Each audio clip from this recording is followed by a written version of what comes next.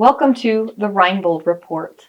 Today, I will talk about the Reinbold response to the letter that the governor just sent out that was completely unexpected. First of all, I want to say Governor Reinbold is ready to rumble. Although I know I'm entering into a battle ring that is unequally matched. You have the governor title. I have senator title. You have roughly a $10 billion budget plus about $6 billion you've been able to redistribute of COVID funding. I don't really have a budget. All I can do is stamp approval basically on a budget or do budget cuts. In regards to staff, you have over 20,000 staffers that you can end up working with or through. Tremendous resources at your disposal. I've got 2 staffers. In regards to the media, you have been able to get before the media for the last 10 months. I've basically had Facebook. So I understand that you're 6'10" and I'm roughly 5'3". I understand that this is an unequal match. However, Governor, I want to let you know, Reinbold is ready to rumble. In regards to the letter, I have reviewed the transcripts from my committee, most of them. I can find no firm foundation for any of the accusations. I have reviewed the Facebook posts that you claim that I said that you declared martial law and that you claim that I said that you required mandatory vaccinations. I have never said that. I do believe that there is no firm foundation on any of your accusations. I will be giving a more technical response soon, but today I just want to let you know that I'm very disappointed in your letter.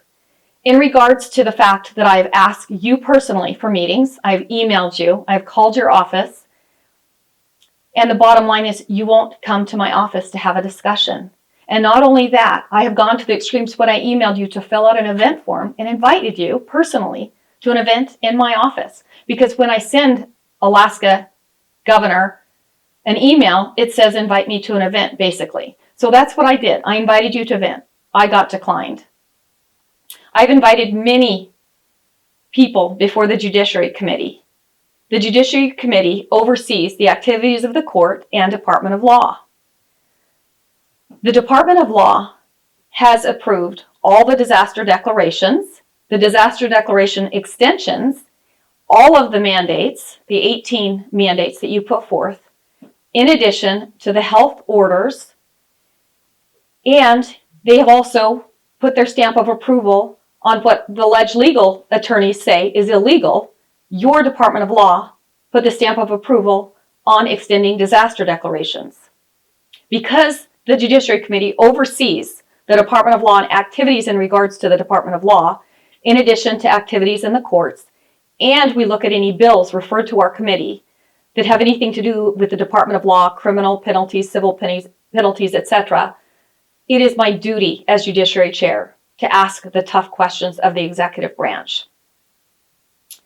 In regards to the Judiciary Committee, I have been hearing bills in regards to court reform. In addition, I've asked the Department of Law to come before the committee and answer tough questions of why they continue to extend the disaster declarations, which many of us believe are unfounded. For example, a disaster declaration was declared that said that all the hospitals were virtually at or near capacity. We've just simply asked, show us the data. Show us the data. Show us that the reason why over Thanksgiving you decided to keep us under disaster declaration based on this data. We've asked, how do you get cases off of the roll? We have asked, what about the constitutional violations and what about the arbitrary applications where some are essential, some are non-essential? We've also asked some tough questions to you in emails. And how did you identify the death certificates? Was there any funding for COVID for a COVID diagnosis? Bottom line is we're just asking questions that Alaskans want answered. And I would like to once again ask you to reconsider this letter. What my colleagues are saying is this is an assault on the legislature. You not wanting to come for an important checks and balance before the legislature and have your important directors and commissioners come before the committee is unacceptable. It's a critical check and balance on government. So as people know in Alaska, I have gone and worked with constitutional freedom fighters, Alaskans for Constitutional Rights, Free Alaska, Save Anchorage, Save Midtown, and have worked and I've been fighting tirelessly to help get Alaskans have the law not arbitrarily applied. As you know, the governor arbitrary, he chose winners and losers. He chose who was essential and who was not essential.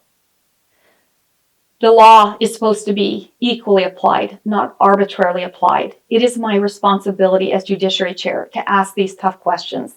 So Alaskans, I want you to know that I'm not backing down.